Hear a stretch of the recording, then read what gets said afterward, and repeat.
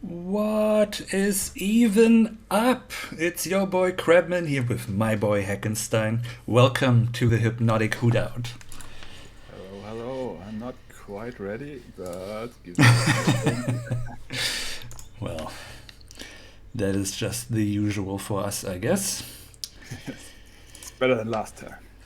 Yes, we might even not have to cut this. I'm not gonna cut this, I'm lazy. I'm just gonna upload it as is.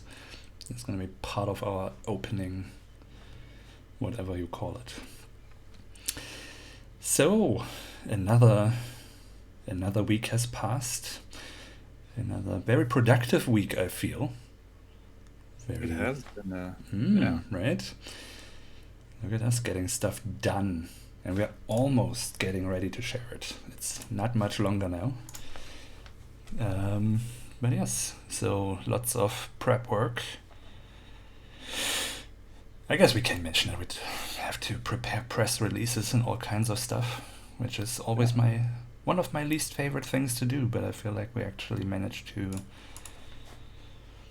get something together that I'm kind of happy about. So I mean, we took was it? 2 days. Let's just say 2 days. We worked on a press release to announce the game, yes, which is unprecedented for us. I think we have put in more work into marketing texts than we have ever with any release or anything. Usually it's about, let's be generous, about 5 days before release that we start working on how we can announce the game. But this time we will announce the game properly. Well, you gotta learn, right? Do something different for different results, hopefully. Probably not, but let's see. No, I think now we have the funding, so we can take the time to do things properly, and yes, we should do it properly. Indeed. We have familiar names back. Hello, Wendizel, how are you doing? I guess we have had, yes. I feel pretty positive with that week. How are you feeling this week, Jan? You've been a Actually, bit I'm stressed. feeling good. Nice. That's what I was hoping for. See, we just needed to get the ball rolling, and then Yeah. I think it's mostly work with me. That's true. But it's not only that. yeah, sure. I did a couple of things. You know, I think the positive affirmations, that's the name, are paying off. I think just drinking a little less and stuff a little less, is paying off too. And yeah, I truly feel that most of my problem, let's say 90%, is just me being in the negative frame of mind. And that's actually, I think it's a pretty good thing to realize, because that means like it's in my sphere of influence. I can change it. Yeah. I guess that's anxiety brain messing with you. Definitely.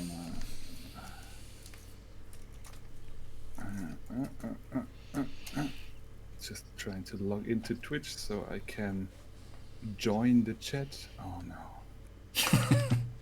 Verify the login.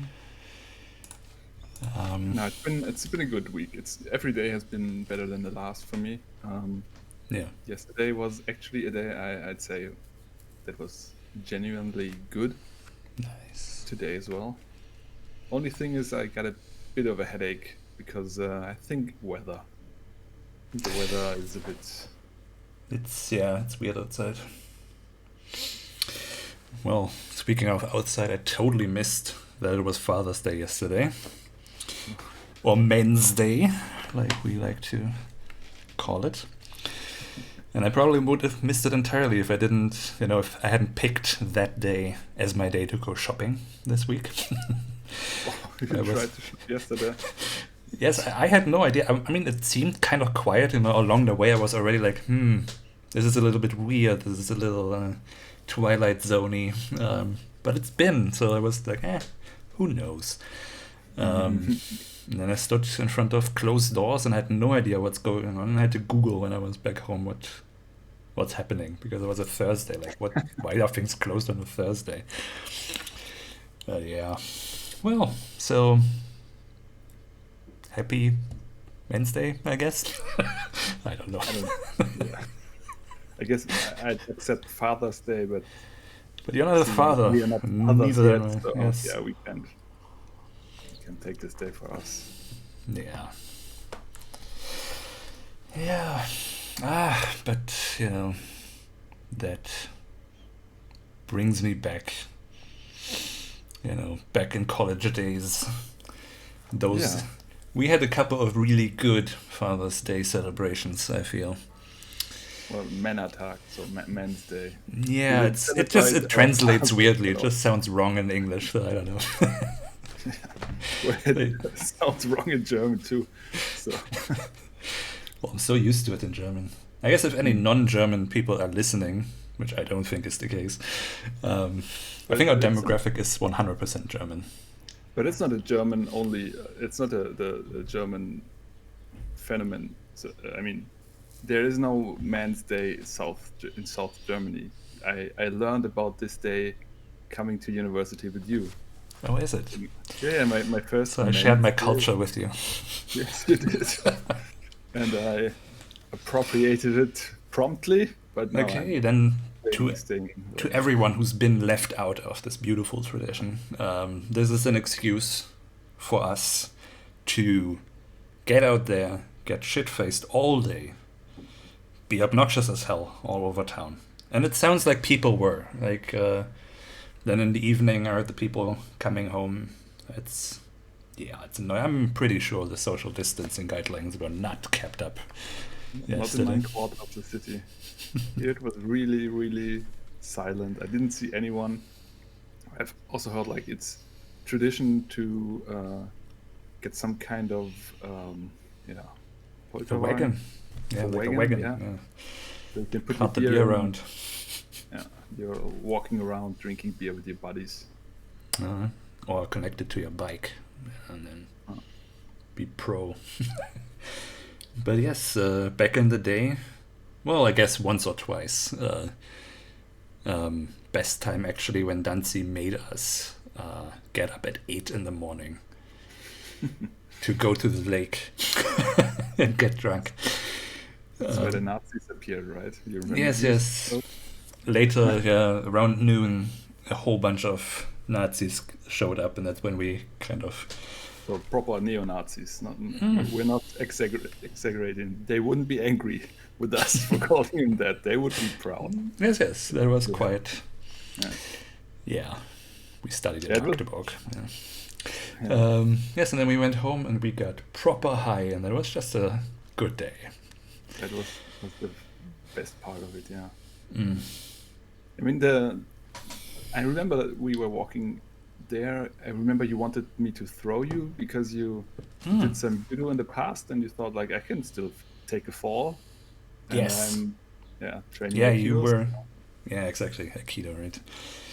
Yes, and you wouldn't do it because you said you would break my arm or something. Yeah, I was afraid, but we did, and you did fall, and you took it well. Oh, we actually did do it? I only remember wanting to try a flip and not, like, my inner something, not being able to convince it to actually turn over, Kind of that inner blockade. I tried it, but, like, my body wouldn't turn. No, you did a proper fall. It was quite nice. Yeah, and then we walked to the lake, and we were there with our friends from uni, Pogge, Danzi, Paula, your then girlfriend, Vinky. Vinky, of course, and the metal band guys from Pogge. And then we Oh, were, were they also there? yeah, they were there, and we were Well, hanging out there. And didn't the yeah, Nazis throw Danzi in the lake or something? I think so, I but feel like that was the point. That's only what I remember. At some point, someone told me the Nazis threw Danzi in the lake. We have to go, kind of a thing.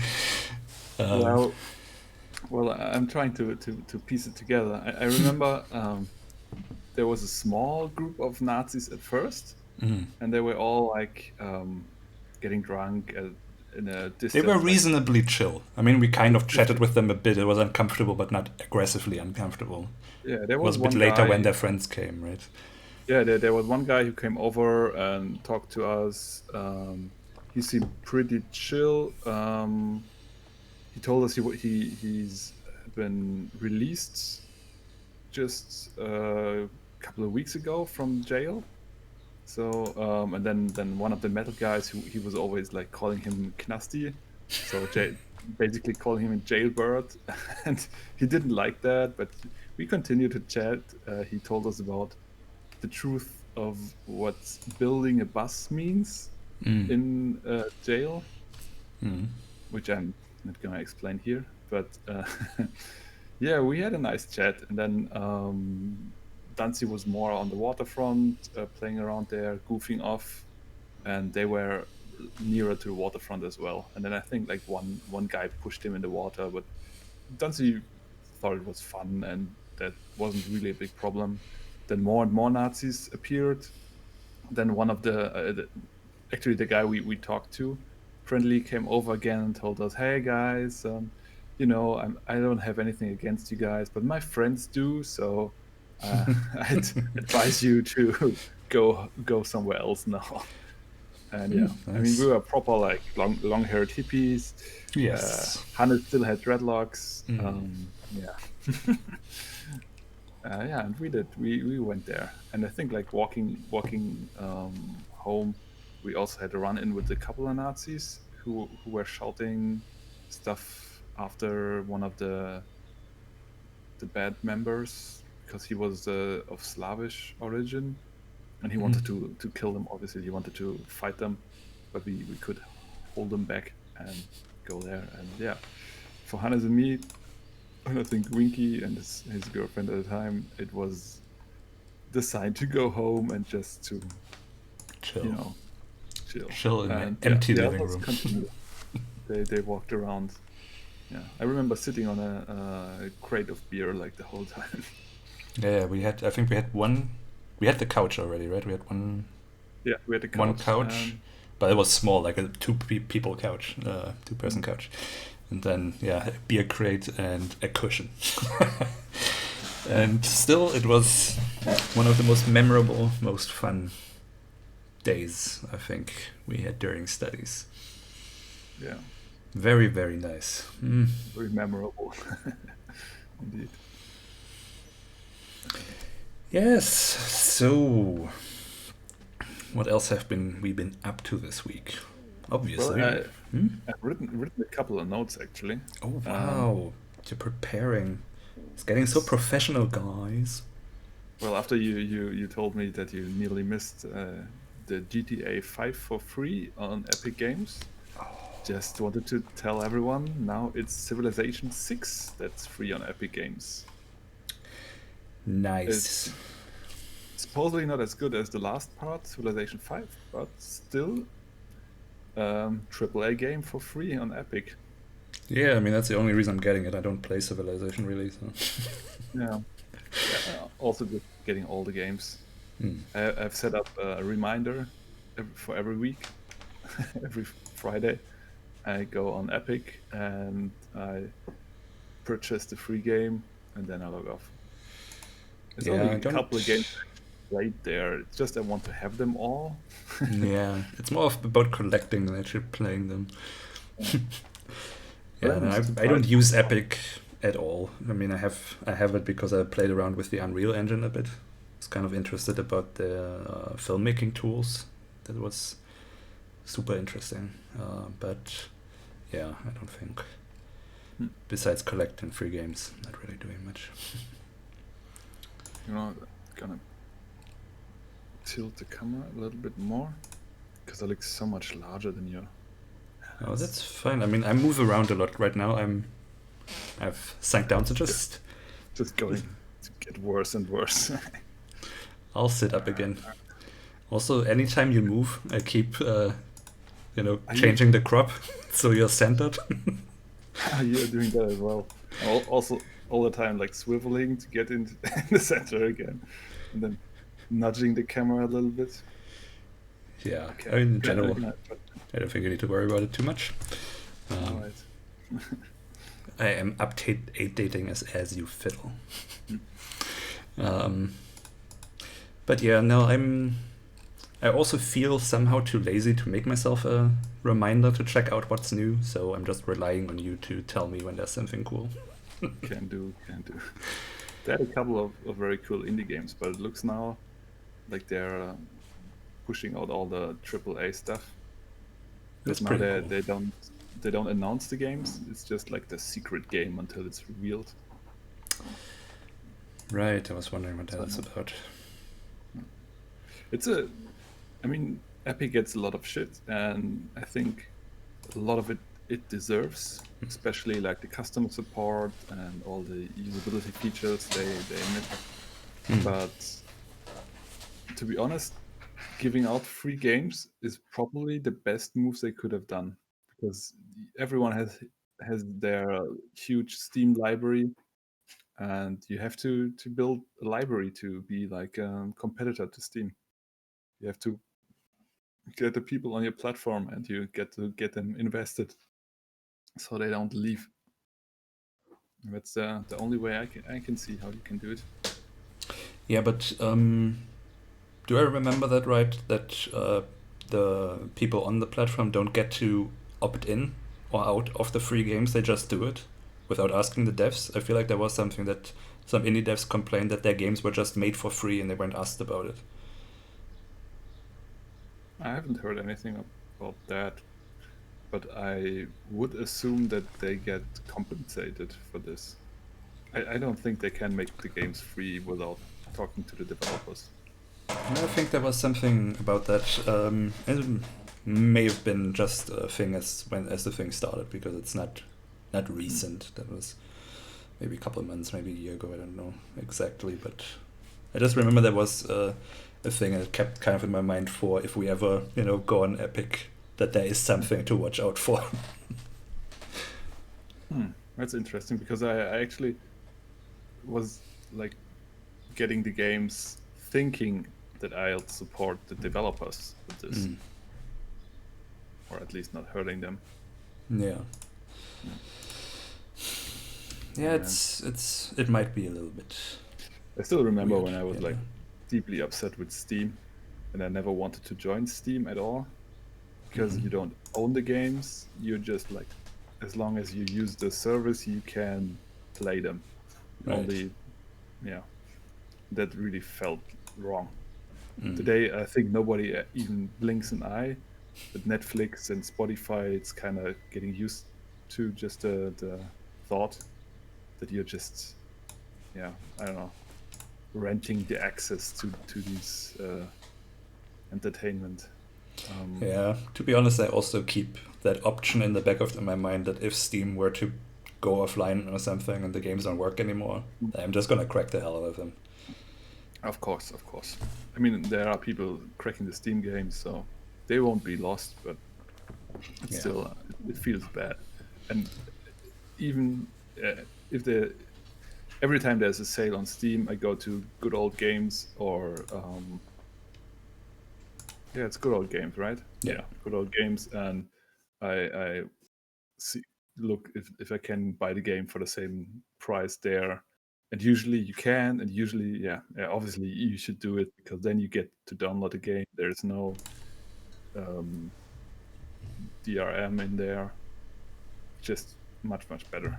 Yeah. So GOG, Good Old Games, is the way to go if you can. They have the new Galaxy launcher, which is pretty nice. I mean, you have to set it up every now and then again, because it desyncs with the new updates of Steam and Epic, but you have just one library with all your games, all the games on Epic, on Steam, on Good Old Games, and you can just use one one launcher for everything, and obviously, if you have a game on Good Old Games, it works best with their launcher. So that's what I use now most of the time. Yeah, I'm not quite ready yet to move over. It still feels a little wonky to me. But I guess, as they keep improving it, maybe I'll make the switch. We'll see. I never had any problems with it, to be honest. Every now and then you can't install a game, but that's only because you need to install the newest update of Steam or wherever you bought the game, and then you have to update maybe the Galaxy launcher. Then it works. See, you have that, you have the desyncing, and all that together just makes for me for kind of a, I want to play a game from Steam, I'm just gonna open Steam and it just works. So that's the kind of confidence I have in that. While the other, I joined the beta version, so obviously it was still being developed, a bit wonky and stuff. So we'll see how in the coming months. I don't know if it's released yet. Could be still better. I don't know. Oh, right, no, there was just something about that they had a major update to that broke something again, where you had to re-download because otherwise it wouldn't keep updating. Did you get that email? No. I got one to check if you have the version 0.15 or something, because the 0.14 can't update. It won't receive updates. Something like that. So yeah, so obviously messing around with a beta version is prone to have some problems. So I'll see when they're done for real. I hope that this will be the future. And I hope we will be able to get on Good Old Games. Yeah. I think they are more curated than Steam, and yeah. I don't know. Well, I guess. Well, has Epic stopped with the exclusives? That was kind of their thing in order to beat Steam, to make exclusive stuff. And I feel like I still hear about Kickstarters that promised the Unity release, but now doing it a year later and stuff like that because of the Epic exclusive. Yeah. I'm sure they still do their exclusives. Yes, I'm guessing that's not what we want to do, right? Do Epic exclusives. No, I don't like that. Just feels wrong not to give it to all players and let them decide. Especially, I do want to have the game on Good Old Games, because that's my favorite platform anyway. And Steam and Epic, they are. Well, we will start on Steam, obviously, but because that's the biggest one and all that stuff. Somehow, which is probably just typical marketing and stuff messing with your brain, but somehow to me it seems the most legit if it's on Steam. Yeah. Yes, GOG would be really cool. We'll definitely have to look into that. But yes, I guess that's something for when it's done. Yeah. Have you seen the Steam spring cleaning event? No. What's that? So I don't know if you have to go on the website. I haven't really looked into it myself. I thought maybe we could do it here. Nice. Log in and then you can clean up your backlog or something and get prizes. So they want to motivate players to play the games they bought but never really installed or something. At least that's what I hope. As I said, I haven't looked into it at all. Do you have a link or something? Because Google doesn't quite bring it up. Yeah, it's Steam. So just steampower.com, right? Okay.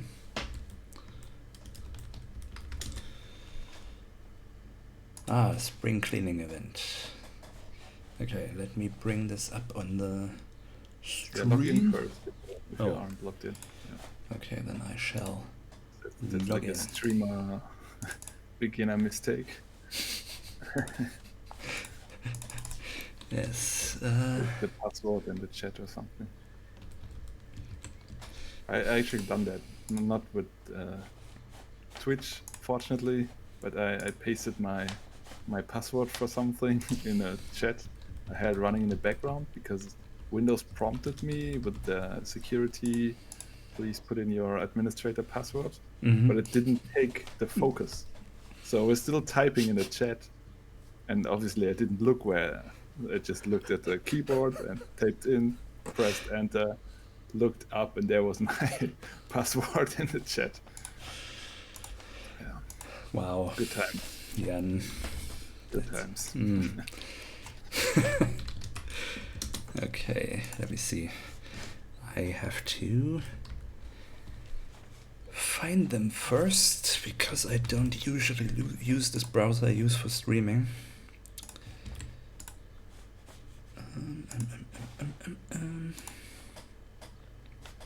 So tell a funny story while I'll try to find this. What else do you have on your notes? Only one.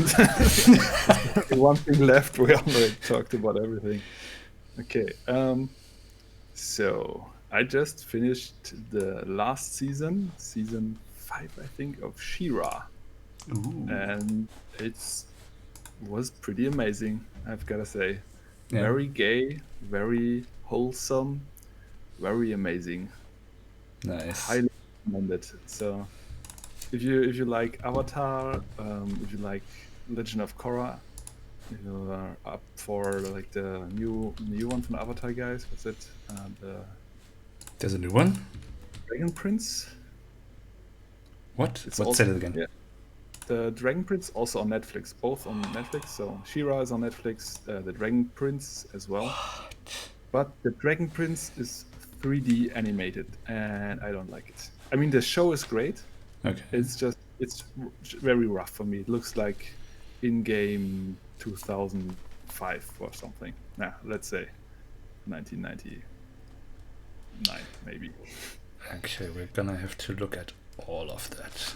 Yes. Alright, let's start with the Steam spring cleaning. So I have managed to log it in secretly. Alright, let's have a look at this. Let's do this. I already love it. Yeah, I like the Dewey.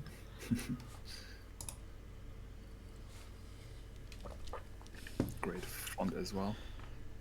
Let's do this. Oh, ooh. Reveal my tasks by clicking each level of the house below. Play a game I recommend in each room, and together we will brighten this place up in no time. Interesting.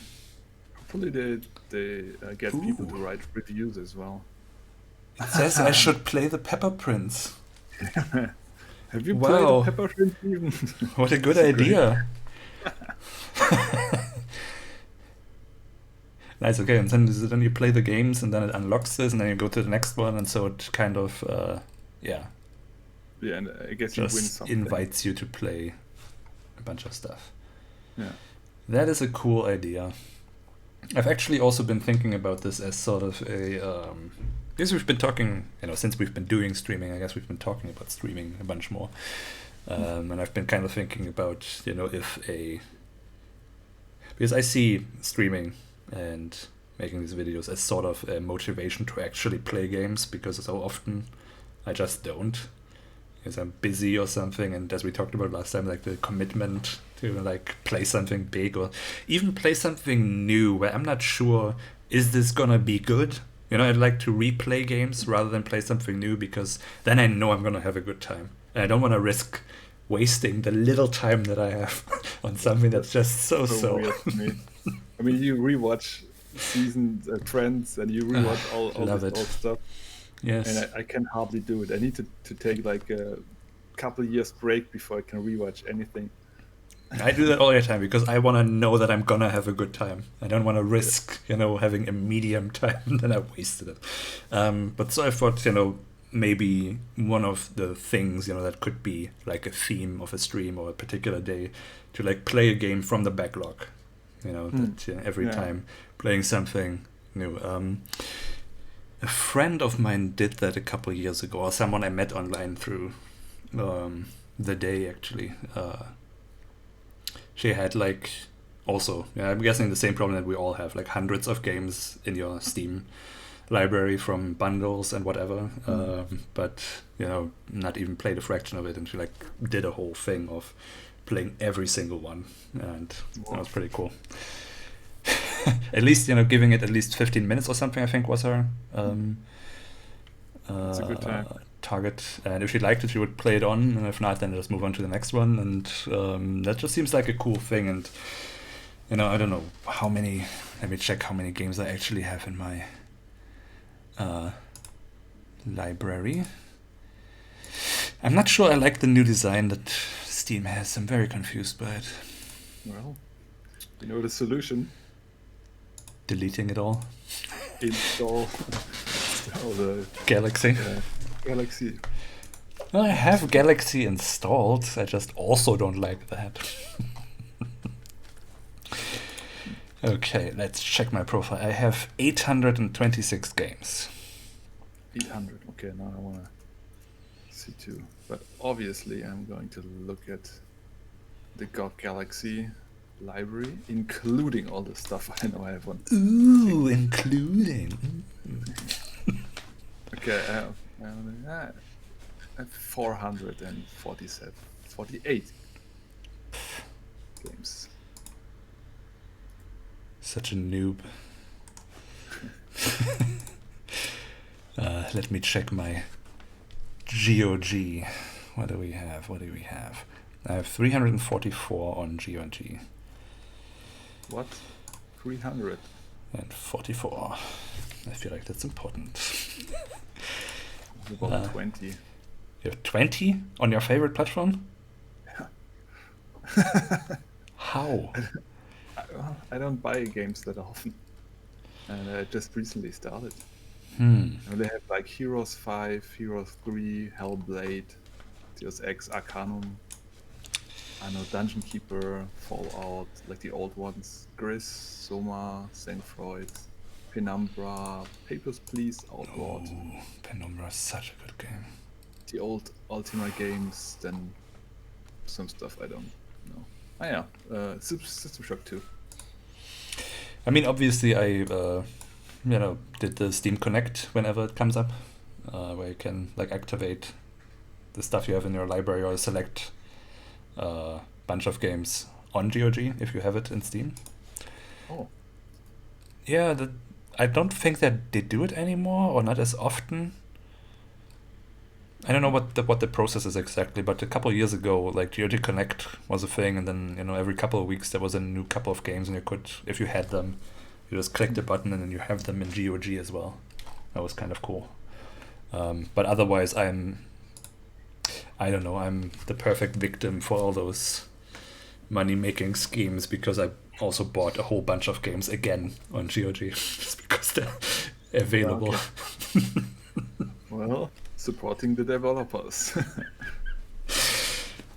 Well, it was mostly like those small things, where I feel like the old LucasArts stuff and things like that. Where I'm feeling like, it would be nice to have as DRM-free. Yeah. And Sure.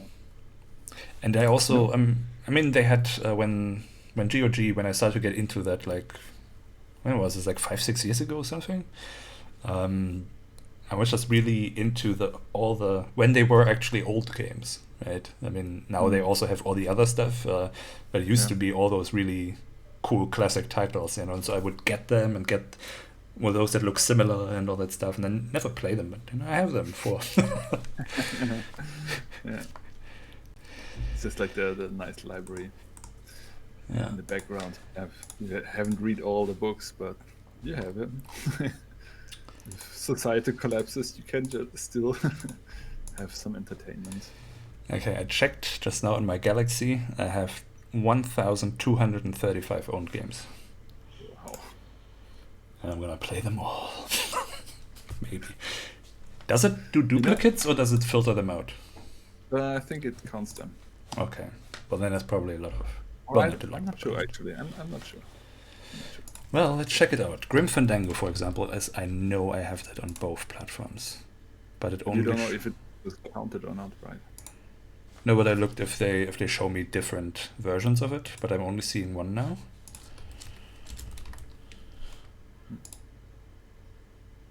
You know what would be fun?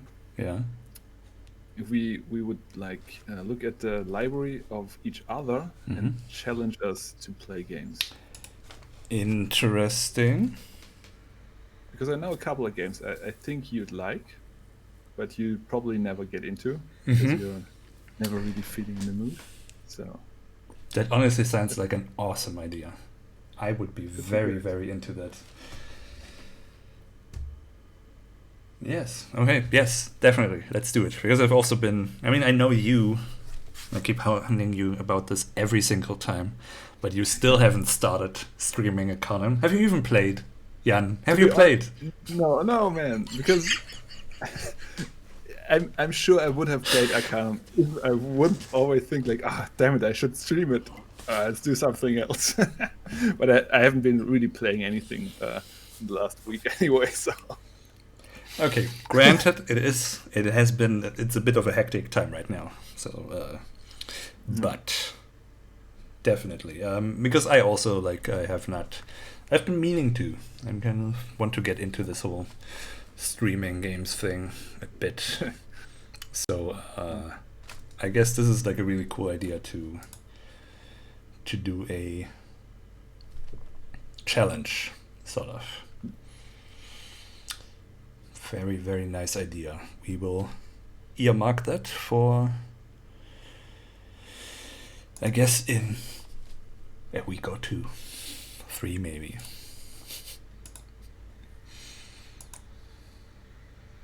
Probably, yeah. Yes, because there's more work to be done still. Yes.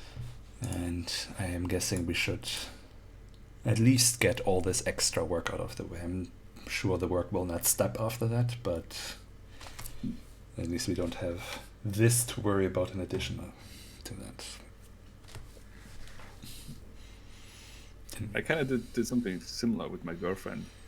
I was just like showing off like all the games I have on all the platforms with the Galaxy, and she was just like pointing at like, oh, that looks nice. And I was like, okay, let's install it. Let's play it for a couple of minutes, see if it's good or not. And that was really refreshing, like having all this, because it's also like a mindset thing. You know, installing a game, then you want to start it, and then you feel like obliged to really put time and effort into it. But just like, let's see how it is. Yeah. Much easier. Yeah, definitely. I think that's also where I'm gonna play this 15 minutes thing would probably be helpful with, because when I look for something to play, I look for something to, or I would feel bad installing it, and then I feel kind of like obligated to like at least give it a try and stuff like that. So just saying, if you can't convince me, then you're gone. That's all these little things you have to do to convince yourself to have fun. I also think like I'd like to write reviews, because like as a developer you realize how important reviews are for others. So that's true, actually. Often I'm giving like a thumbs up, and it's not a game for me, but it looks like could be a lot of fun for whoever it is for, because I can't really give other developers a thumbs down. It just feels too rough. Yeah, there's something. I know you're sitting in the same boat, and also, I don't know. But yes, I mean, of course, I usually have opinions, and sadly, especially when I didn't like it. Yeah. Otherwise, this is good, and if it's like, then it's like this book of, this is why this doesn't work. This is why I hate this. I hate that. With good effort. Thumbs up. Yeah. So, speaking of games, should we look at some games? Yes, let's do it. Because, of course, as we do, we have been running this weekly freebie batch that has now exhausted our playable prototypes, I would say. Kind of one left, but and I want to put a bit more time into it, and then. Of course you do. And then in 2 years we get to play it, maybe. No, you should get it done, put it up. You definitely. I mean, keep going. This is just our the weekly thing that we committed to for a while. We obviously are gonna keep making games and uploading games and all that stuff. Just in this series, basically. I mean, I also have 1 or 2 left, but I don't feel as excited about them. So I was like, I told you about this earlier, but there's 1 or 2 things where I'm kind of okay, maybe this is not the best game. Where I'm also thinking maybe eventually, I want to kind of clean up the Hypnotic Owl page a bit. Just because I feel that's the thing where we put our best stuff forward.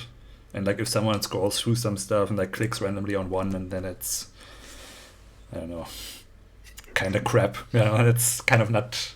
I'm on my own page or something, where I do a lot of jamming anyway. I don't mind as much. That's basically my. It's like my Twitter. That's just nonsense. But on the official one, I like to have at least something interesting, and one or two of them. They are always interesting. They're just not always fun.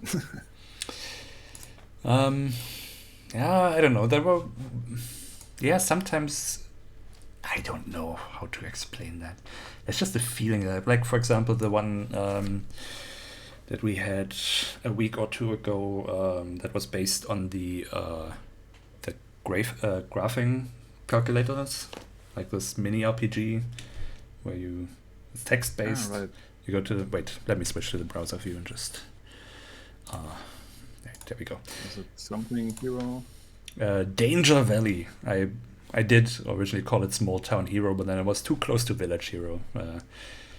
So I named it Danger Valley. But that, for example, I feel that's such a throwaway game. I don't know if I want to put this forward as this is what we do kind of a thing. True. I also remember you weren't so excited about Pet Earth. Yeah. And okay, so one of the new ones, Sunset Drive. That is the one I was working on yesterday. But I think I'll get to that. When do I do this? Do we start with that? It feels I like the image and how it looks. It looks very nice. And other than that, okay, let's do it. Was Sunset Drive. Oh no. let's do it. Let's get right into it. Okay. So I will have to switch to the gaming tab and hope that it works. It's also probably gonna be a bit loud, so I'm gonna there's gonna be music. I'm gonna let it play for a couple seconds, and then I'm gonna turn the volume down so people can hear us. So just as a heads up, to not talk too much right now because people won't hear it. Okay, let's see if it works.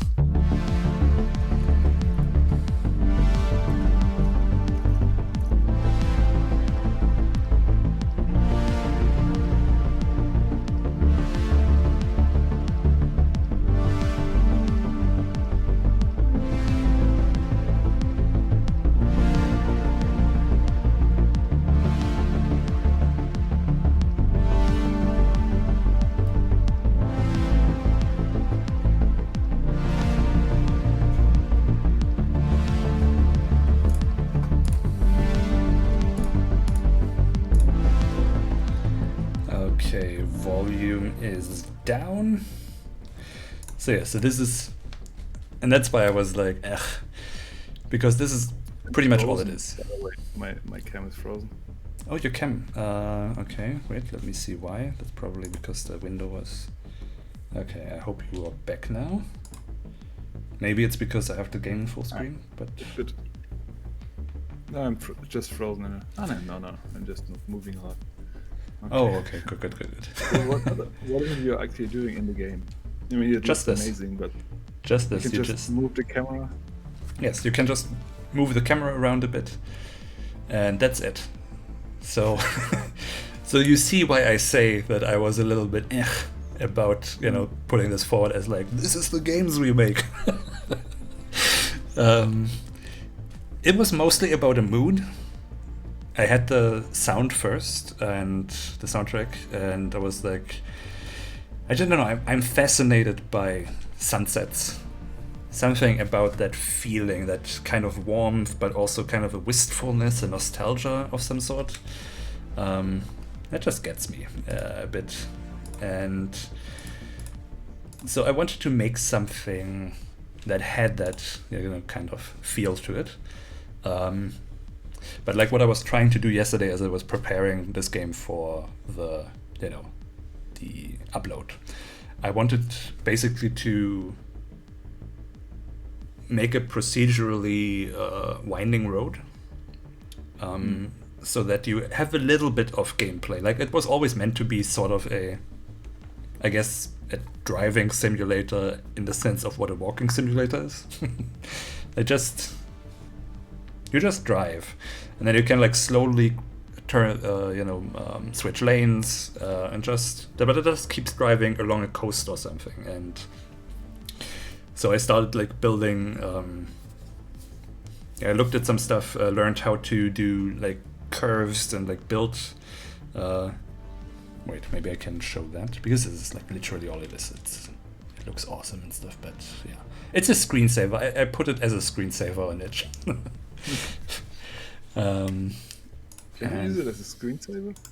I'm not sure if you can actually do that. I just called it that because, I mean, maybe you can set up your system that it pops up. That'd be awesome. But I mean, if you put in like, if you allow players to drive, that they would just drive off the road. Now it would be like like a, what are they called? Like those mobile runner games. That you can just switch the lane. You can also only do it slowly, and then there would be other cars, but if you can't like ram them off the road or something. It's just something really chill to just. Well, I wouldn't, not to endorse drug use or anything, but just get high as fuck and turn this on and just have a good chill for a minute. Yeah. I guess there's a game there. Okay, so let me see if I can pull Unity up in this thing. Let's see, does this work with this? Maybe? No, that's the browser. All right, Unity. Let's see what happens.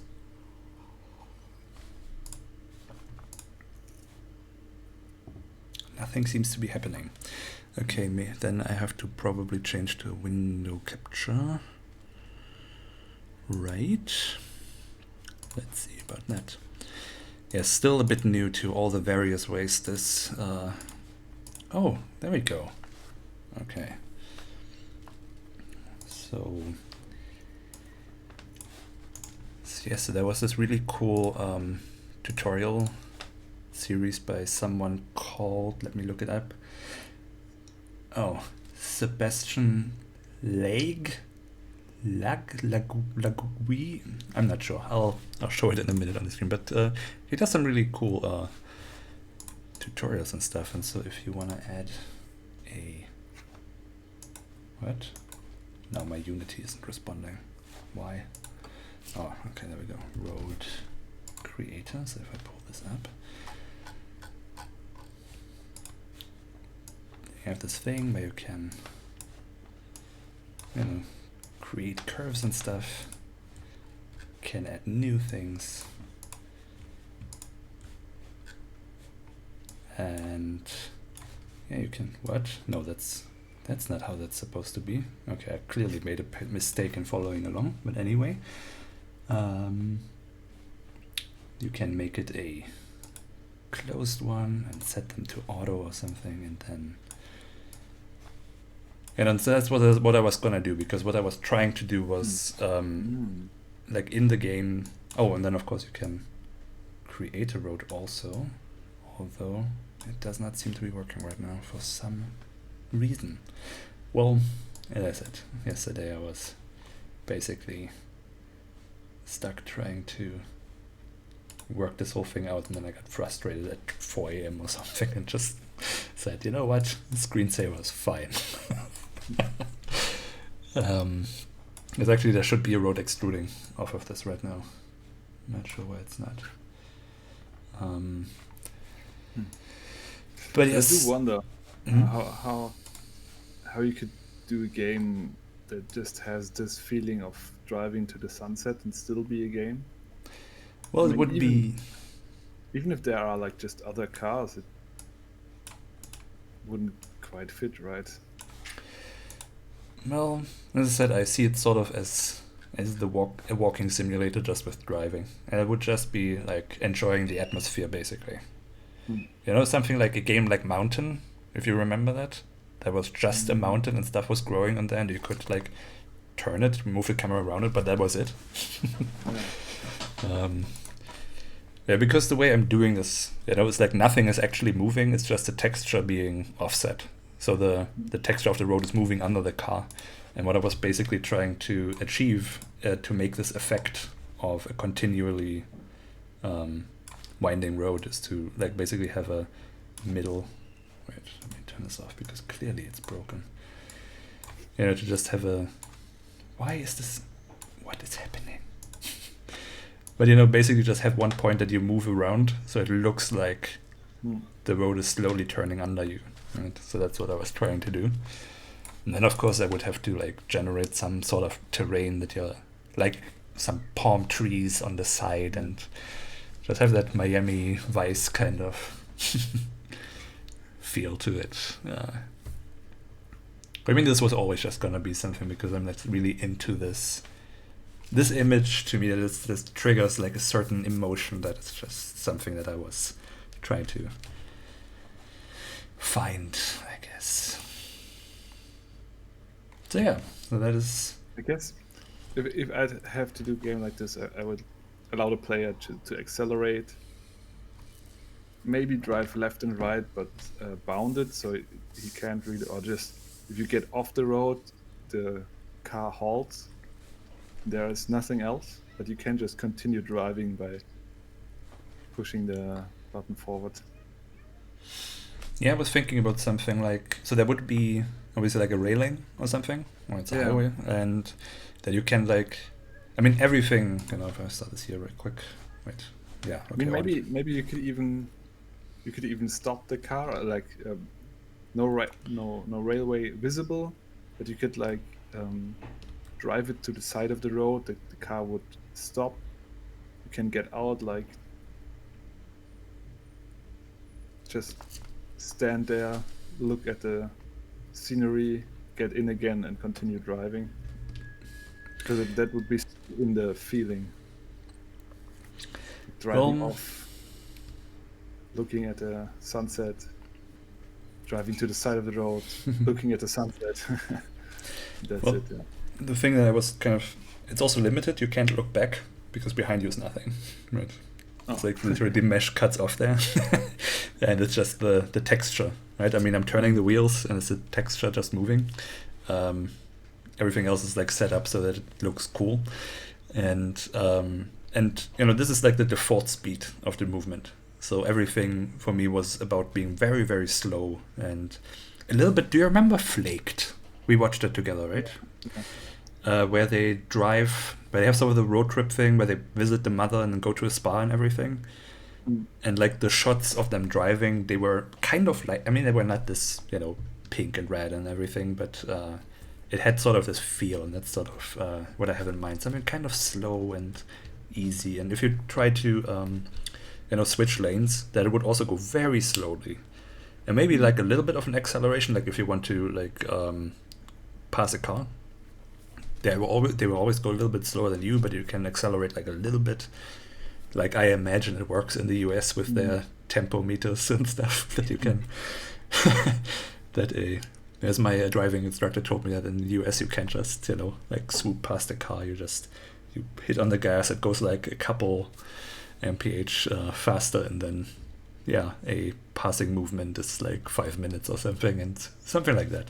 Then you see maybe like a skyline way in the back, And you have the ocean I or don't- something to left, and I just a don't think winding it works turn. like that in the States, to be honest.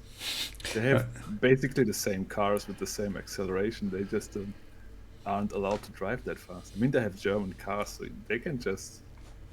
I'm sure they accelerate like can, and I'm sure people do speed, but I think like a legal way is you put on your tempo meter or what that's called, where it like locks you in at the 50 or whatever you're allowed to go, and when you like press the gas extra hard, it goes like 55 max, so that you can pass a car. That's the story he told, and that kind of what I had kept in mind.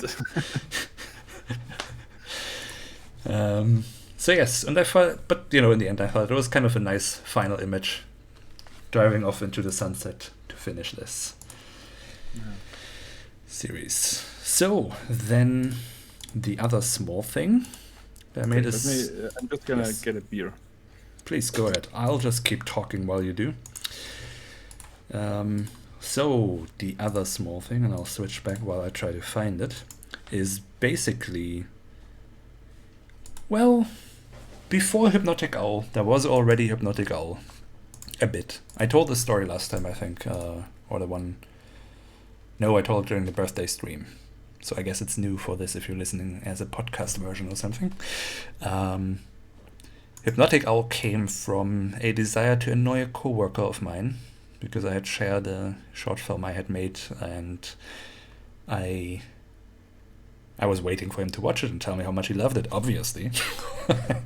And he was kind of sitting like opposite of me. That was when I was working at the Deleg Entertainment, and so I was staring at him, like doing the. But he didn't notice me, to my dismay, and so I thought of creating the Hypnotic Owl logo to send it to him as a thing of, you have to, like, I'm trying to get you to watch the thing that I sent you. I'm just retelling the story of the hypnotic eyes, because that was during the birthday stream.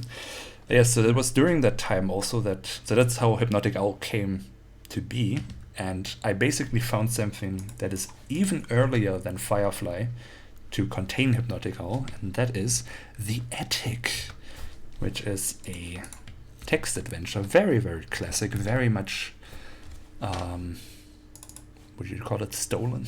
Well, inspired by Zork, I suppose. Zork clone. Well, I think it's too short to call the proper clone. It's also not as powerful as... Zork is weirdly... Like, I've never really played that through or anything, but I've played it a couple of times, and I've always been kind of impressed by like how much stuff they have. Like, there was this part where a room is filling with water, and like every action you take, the water just gets higher and stuff like that. And that's cool things. So let me see if I can capture this. Can I? It's not in the list, so maybe because it runs in the console. There we go. Okay. So let's maybe put this here. 1987. Yes, to signal it's Not very old. incorporated, yeah. Yes, back in the olden days when it was, well. So yes, do you remember this? I remember it, yeah. Because I sent it to you, and you told me there's not enough stuff that I can look at, or like I mention a bunch of stuff, but then it always says you can't look at that, you can't take that, there's nothing by that name. And so I fixed it up a bit, put a bunch of stuff in, and yes, so the usual thing, you come to a house, there's obviously a mailbox, what else is there gonna be? So, because, if you try to open the door, it's locked, what are you gonna do? Open a window. Not happening, so open the mailbox. Look inside the mailbox, because you can write whatever you want as long as you have the keywords. Take the key, open the nice little door with that cool key you just found, and it works. So inside, everything's covered in dust. There's nothing really you can interact with because it's all. Well, you can look at it. It's building a story and stuff. And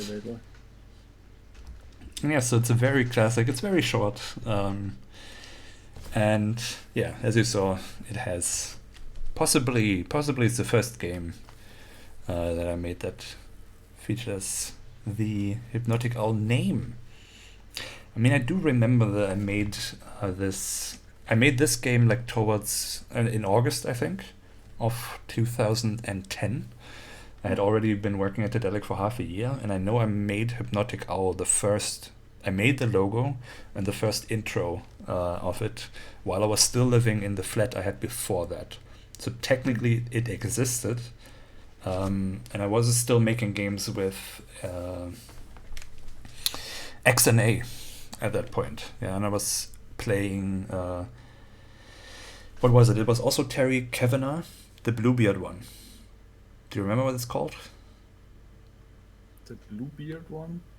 Like he made like sort of also a pixely 3D game, I think, and it was the story of Bluebeard. Yeah.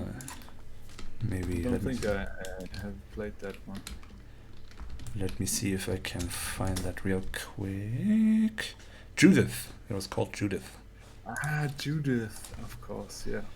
And I was fascinated by it, and I wanted to make something like that. And I don't know if you remember that terrible, awful Sin City-inspired comic I made once called Shooting Rats. No, must have blocked it. It was not good. It was based on a dream that I had. But basing on Sin City isn't a good start. Yeah, it was very badly drawn. I can't draw. Let's be real. Very badly drawn. Oh, now I remember parts of it. Now there's something coming to mind. And yes, and so I thought, I wanted to basically do a version of Shooting Rats in Judith's style, and I think that's where I made the Hypnotic Owl intro for. But obviously that never became anything. Although I have just discovered that XNA was discontinued, but apparently they have a new version of it called Monogame that is cross-platform, and apparently the porting is not too hard, only the content pipeline is different.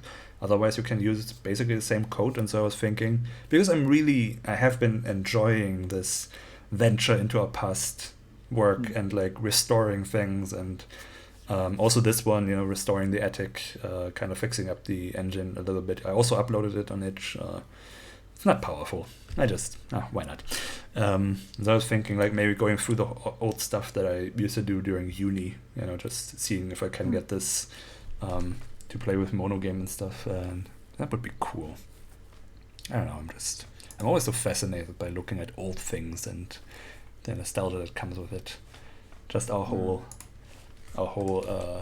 Hypnotic Owl page now is kind of neat.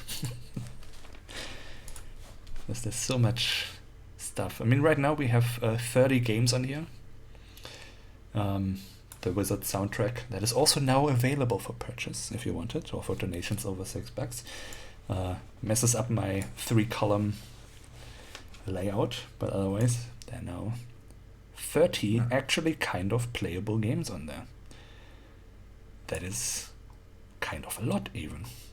Yeah. I mean, we have been doing this for some time now. So we really have.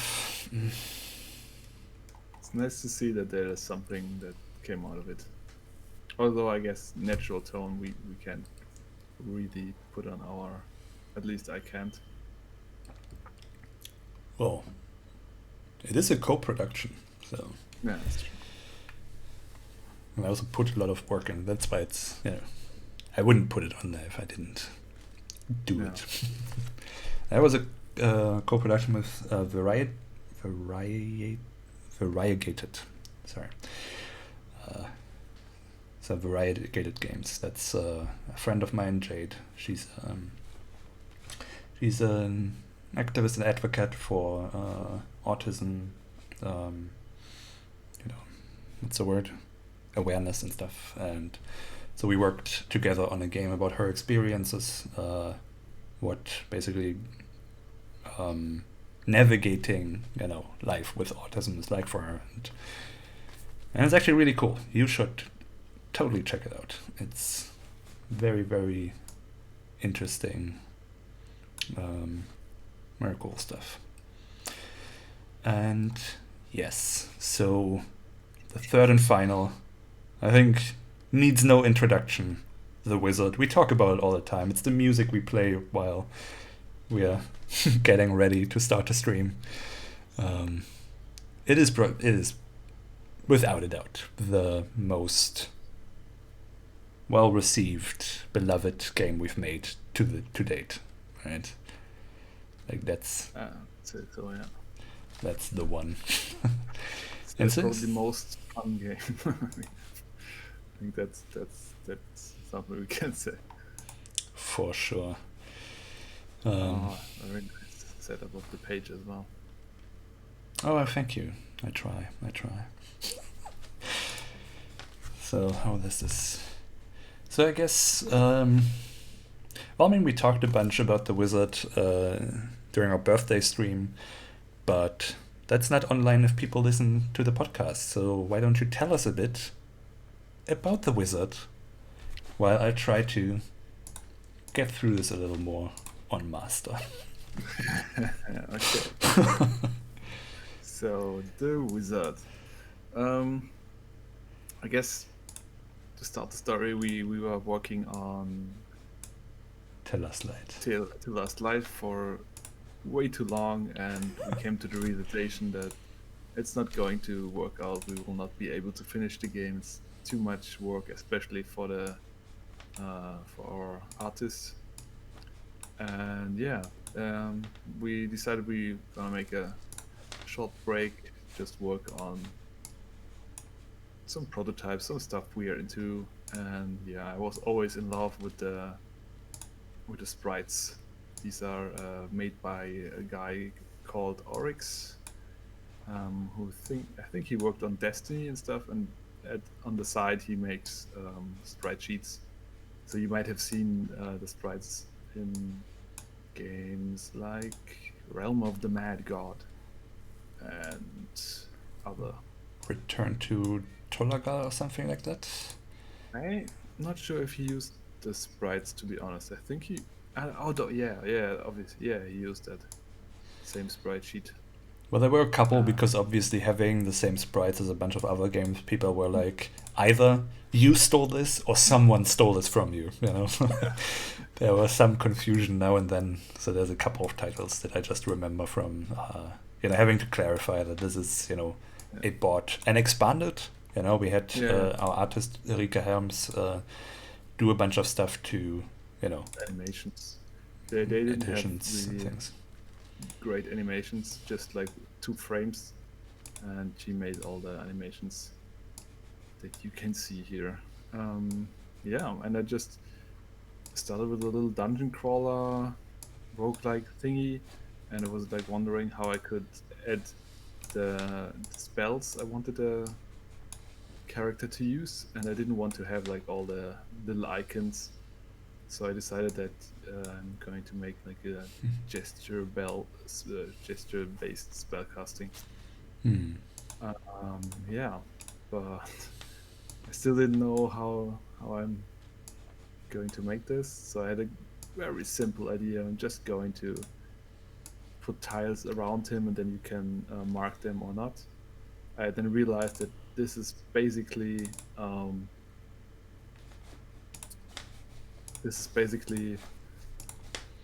how you unlock a phone. You also have 3x3. Right. Nice. And just made a lot of spell patterns there. And it just felt great to draw the lines, to walk, to cast spells with the gestures. And it grew, went bigger and bigger. I think we wanted to win some kind of competitions with the game as well. Yeah, it was the Tizen platform. I don't even know if that's a thing anymore, but I think Amazon wanted to do like a phone platform. Yeah. and that's how that came to be. But we never got to release the game there at all. I think we We had had some trouble. trouble with the framework they provided. Had some weird bugs, and we didn't have enough time to finish the game and also make it work on the platform. Yeah. But yeah, I just continued working for quite a while. That brought Hannes in to help me with the menus and write the story. Yeah, and it grew and grew into the game you can see here. And yeah, it's just a lot of fun. You have to very tactical. You have to think where you stand, which spell you use, how you upgrade the spells to get harder rapidly. We've got lots of secrets, like secret spells and additional bonuses. You can try to get a high score. You get points for every enemy you kill, each potion you get, and every step you take decreases the well, I think like even each action you take decreases the points. So yeah, if you wanna do the best in the game, you really have to try and optimize for each step. Yeah. And just feels very gratifying if you get the hang of it. Definitely. I think I say this every time, but I really, really enjoy how,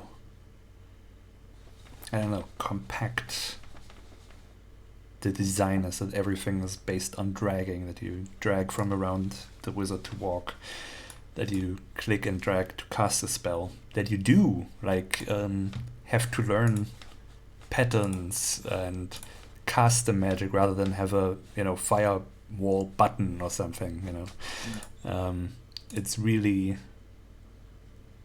just really good. Yeah. I'm not selling it very good right now, but I think what I like the best about the game is just that it makes you feel that you are actually a wizard, not just some. Because you have to remember the spells. You have to think like a wizard, I guess. By the way, something I always wondered.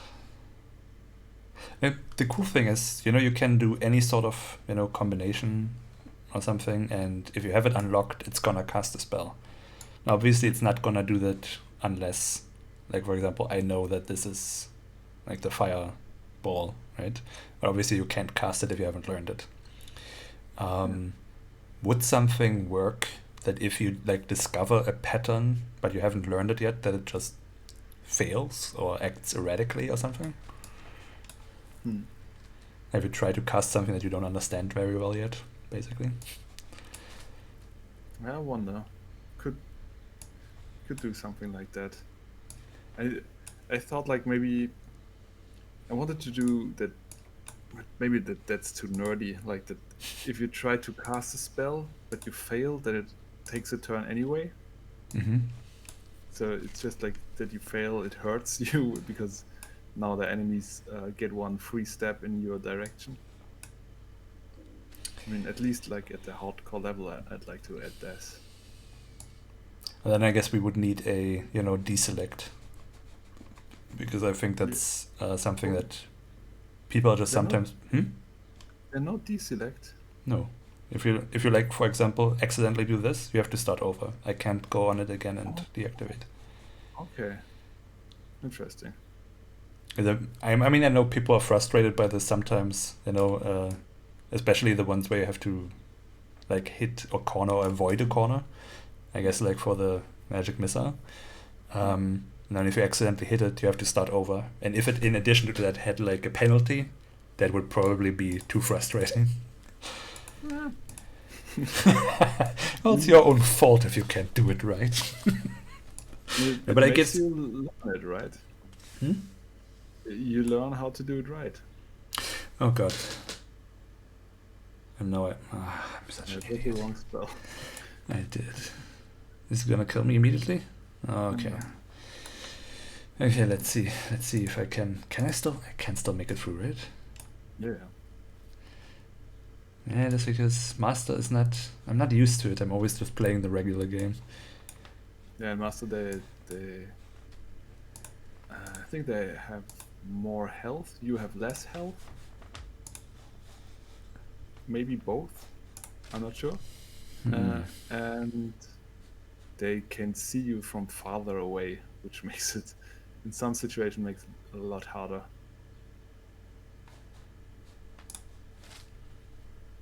Yeah. I think they have more health as well. Yeah. Oh god, this is not gonna go well for me. Let's see. Yes, no, I think a deselect in general we go, and then because then it's a choice, because like something where you accidentally hit a corner, that can be an accident, and if you can't undo it, then you're being punished for a feature being missing, right? But if you just But maybe experiment like and it doesn't work, hardcore. It could be like a hardcore feature that you can make mistakes like that. But I don't know. I mean a deselect would be nice anyway, right? Technically. Yeah. It's not like it detracts from the experience if you can do that.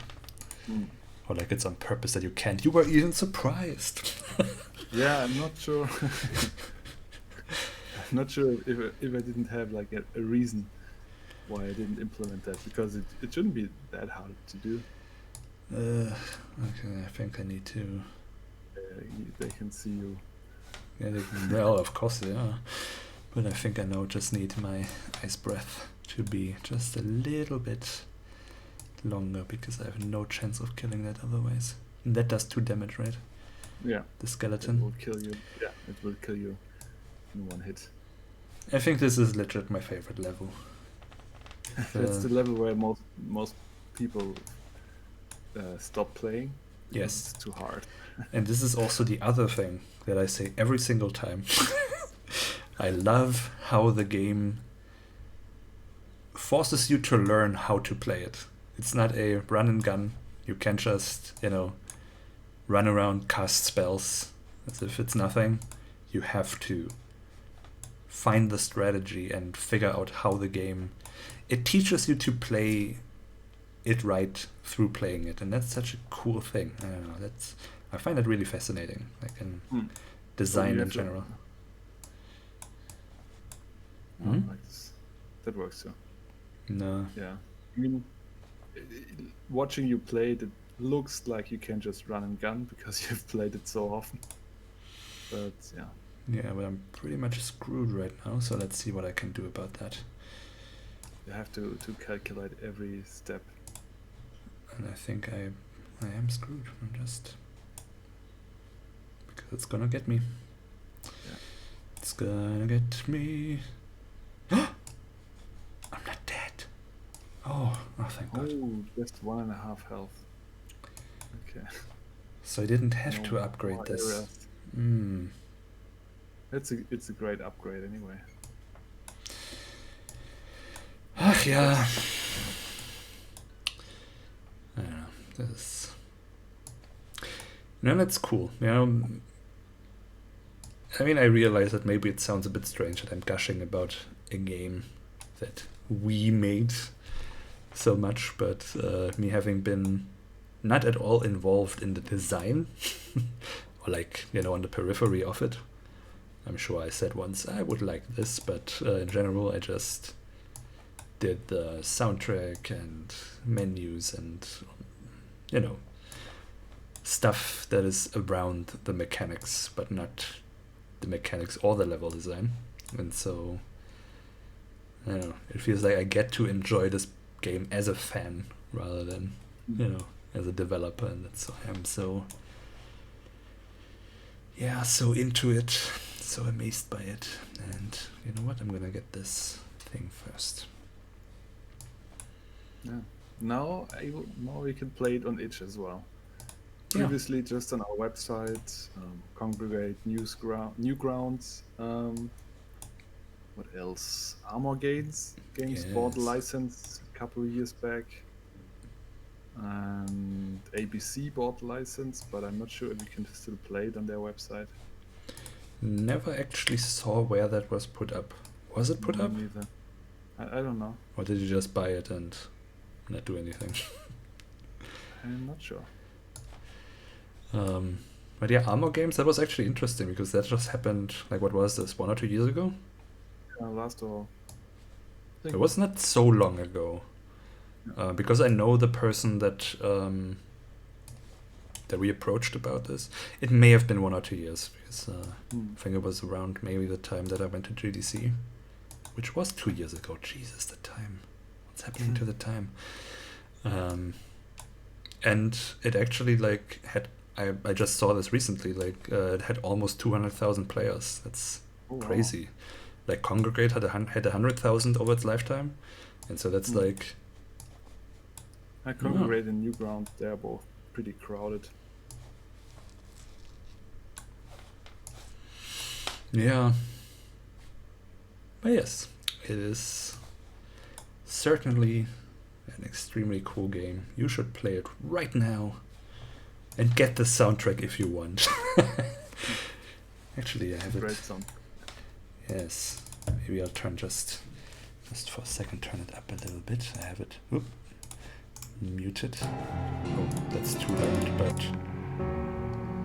what is playing? Why is this playing twice? Okay, I don't know what's happening. I guess something went wrong. And now it's mixing too. Oh, it's like it didn't stop from the level before. Weird. Let's not think too hard about it. I wonder if I can fix it on the fly. No. Probably not. But yes, anywho. Cool stuff. Also was stolen by some Chinese website. I think like immediately after released on Concrete and Newgrounds. I mean, that was kind of a thing, right? We wanted to get sort of into the browser game thing, and that was very, very common, and probably still is, for just browser games to be stolen left and right. Yeah, we didn't have a site lock, and it was immediately on some other website with the Google Analytics link still inside, so we saw how many people were playing there. And but they even, on their website, they even created a whole walkthrough for the complete game with video and commentary. It was kind of amazing, to be honest. But wait, we didn't have a site lock? No. I thought we had built it in right from the start. No, I think maybe we missed it like one time, and then that was how they got it. But I don't think we. I thought they had stolen it, but you couldn't play it because we had the site lock. That's kind of how I remembered it. Well, no, you could. Or maybe how I wanted to remember it. I'm sure you can still play it there. Curious and curiouser. So. Yeah. So now you can see it. The crux of the game is to count how far the enemies can walk and where they will be. If you really mastered this skill, you can even get through this room with enemies that turn invisible.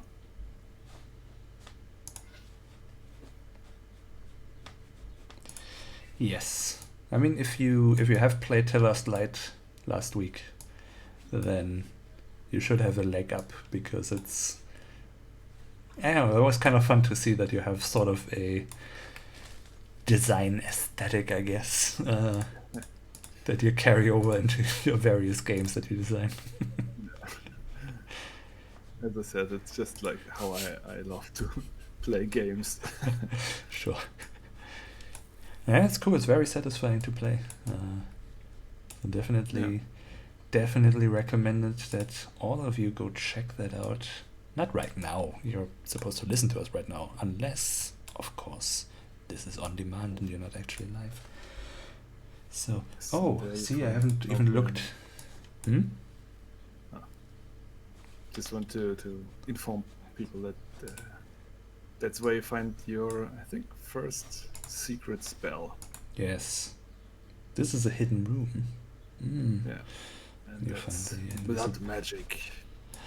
So you can learn how to turn invisible yourself, which is very helpful, but it will cost you, I think, 1 whole heart in On the master hardcore version. Yes. Yeah. Right. Oh, and I just noticed, I haven't looked at the chat in a while. Hey, Nosity, nice to have you back. What else is going on? Yes. Oh, and our marketing person, Ankita, is with us. Hello. Yes, we've done all the work advertising this thing earlier. Yeah.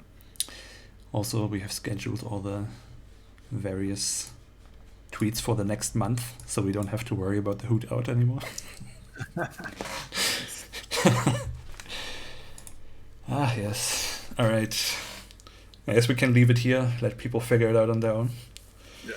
Now the most contested level has a walkthrough. I mean, we have a walkthrough online. What was his name? Ani Stuff did a very amusing and entertaining playthrough of the whole game. That was really fun. A lot of freaking though, so Hmm? a lot of freaking. So turn the volume down. He's very Engaged. engaged. That's the word I was looking for. So yes, so that's the last of the, well, not all games we ever gonna put up, but of this particular lockdown series, I guess, the quarantine edition. Yeah. Hopefully, it won't be too long till the lockdown is released. I don't know, what do you call that?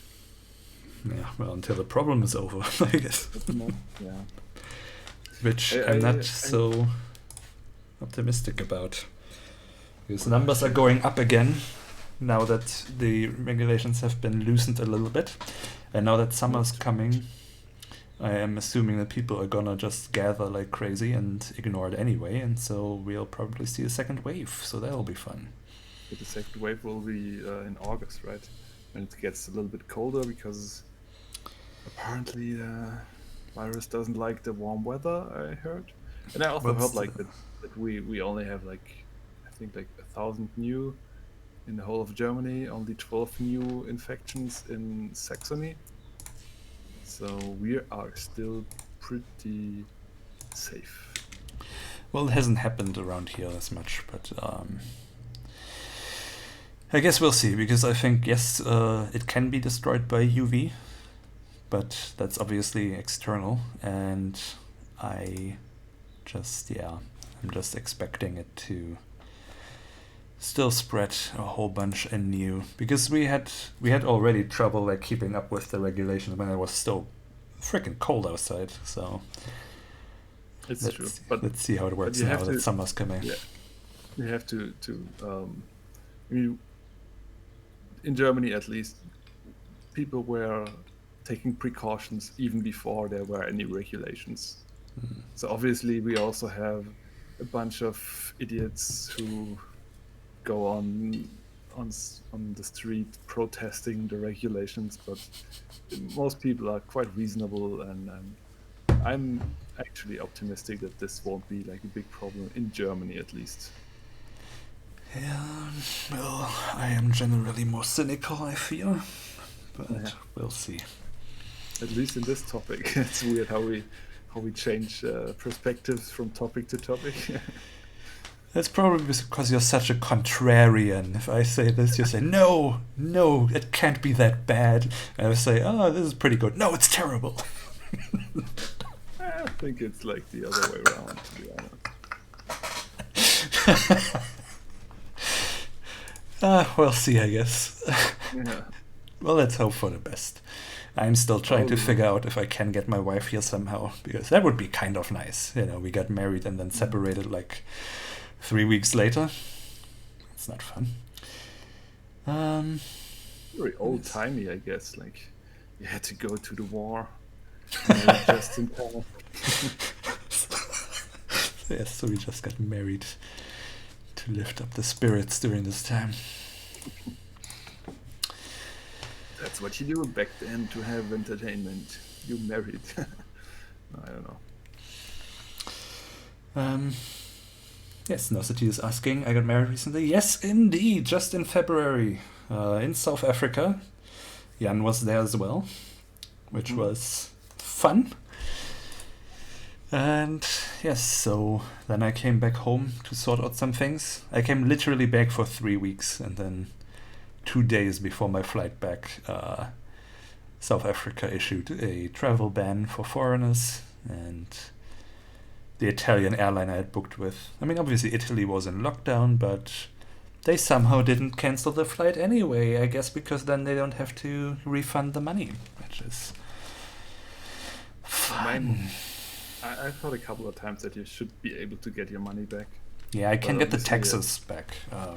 Most of the ticket is always taxes, and I can get that back. I haven't dealt with it yet because you have 3 years time, and after that I was just like, yeah, right, what, fuck everything. I'm just not gonna deal with anything right now, and I guess that's why I've also been enjoying myself kind of, because I'm just not, obviously working, but that's all I'm doing right now. There's no other obligations, and especially after the whole bureaucracy of getting married abroad was such a unbelievable pain in the ass, and I'm planning the wedding and everything. I'm just so happy right now to not have to think about everything, work on anything, like besides, our work, which has been exceptionally fun these past few weeks. So,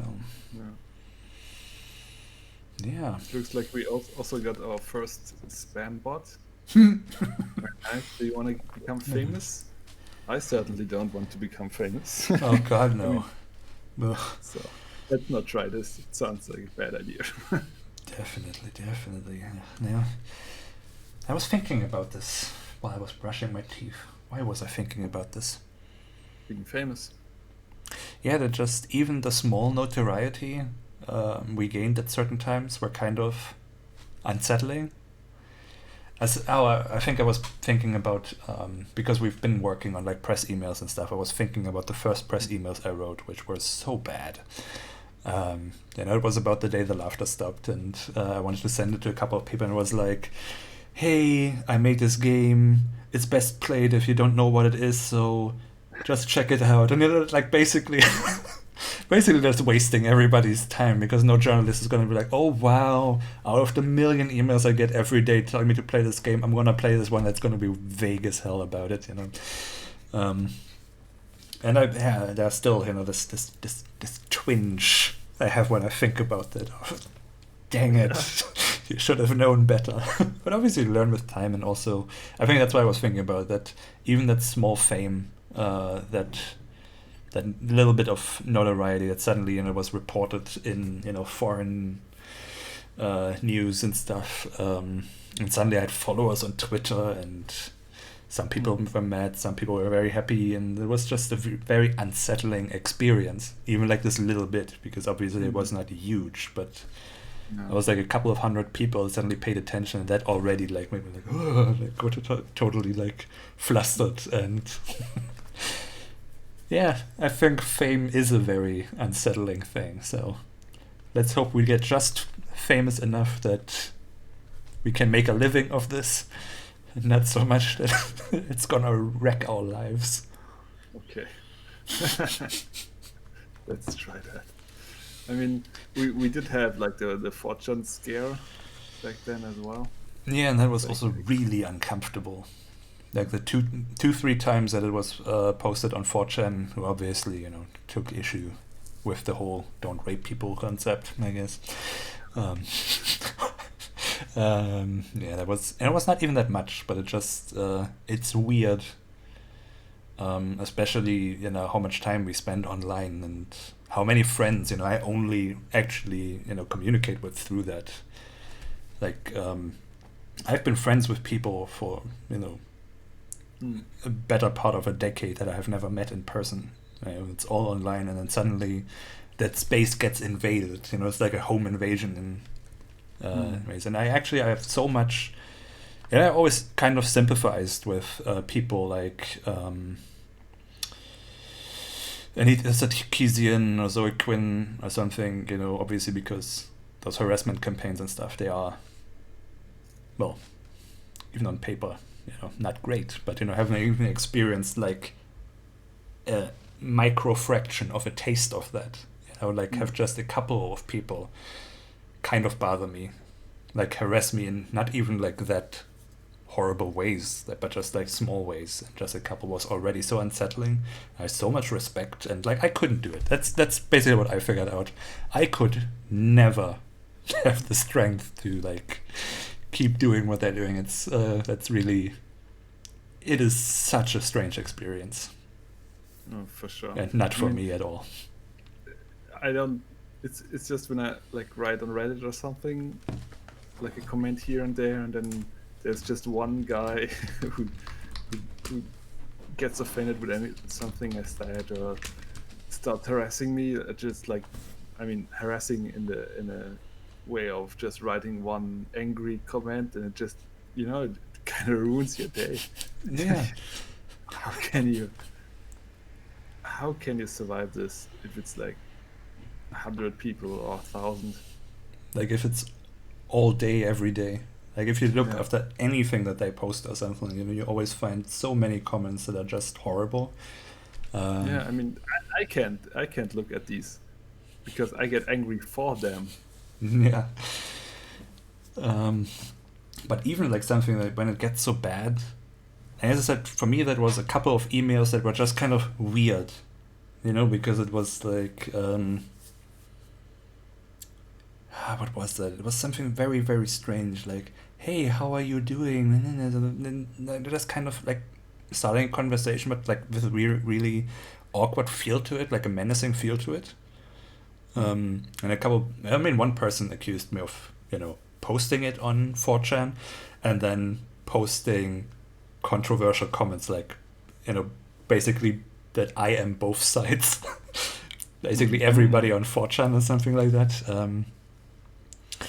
I know some things, and there was also a time where when someone wrote to me asking me a question that came from someone that I didn't know, and I was like, why are people asking me this? There was always a little bit of like, oh, is this like one of those weird people? Is this like a genuine thing?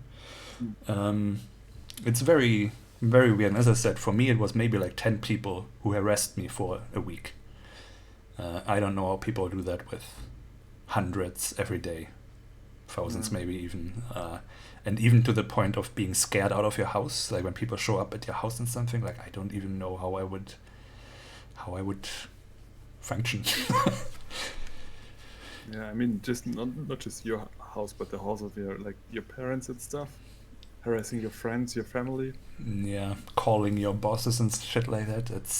I don't think I would be afraid of people in front of my house, like nerds from 4chan. I don't care about that, but harassing my family and friends. It's always different when it happens. Like I had once have people show up at my house, not because of online stuff, but because just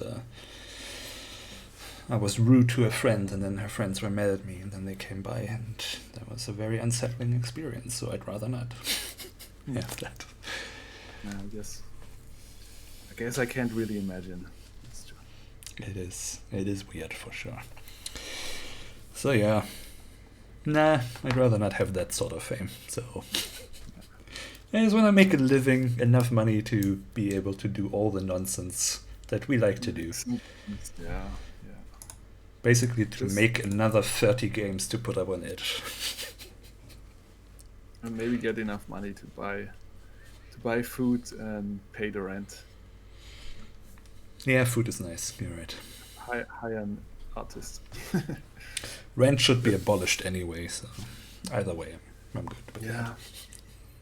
Not going to see this happening too soon. Pandemic or not. Yeah, if ever there was a time, it would be now. You can look like...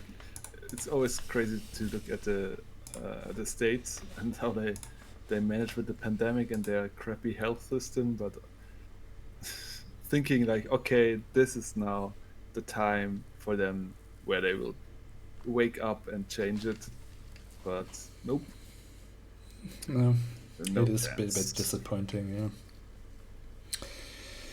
I mean, they say that only global disasters really advance human rights in any way, and so I was hoping that maybe this was the global disaster, like the Second World War or the plague or something, to bring us there, but apparently it wasn't bad enough. Apparently, yeah. It is sad. It is a sad situation. Anyway, do we have happier things to talk about? Have you done any non-work stuff this week, or have you only been focused on? Well, I have been watching She-Ra. That's it, I Right. think. She-Ra, great. Again, for everyone who wasn't there when I was gushing about She-Ra, if you're into Avatar and especially like Korra, I think like it's She-Ra on Netflix has the same problems I think that I have with Avatar, Last Airbender, I mean. The Because first last step. it's very slapsticky, you know. It tells a dramatic story about like friendship, love, mental health, suffering, all these very important topics. But it can't be like 5 minutes without like some slapsticky funny moment to break the tension. And a lot of times I feel like every second episode is more filler than really content. And the third problem I always have with stuff like that is the power levels. Like some people are just immensely powerful, but then they are weak again if the plot really requires them to be weak, and then they are powerful.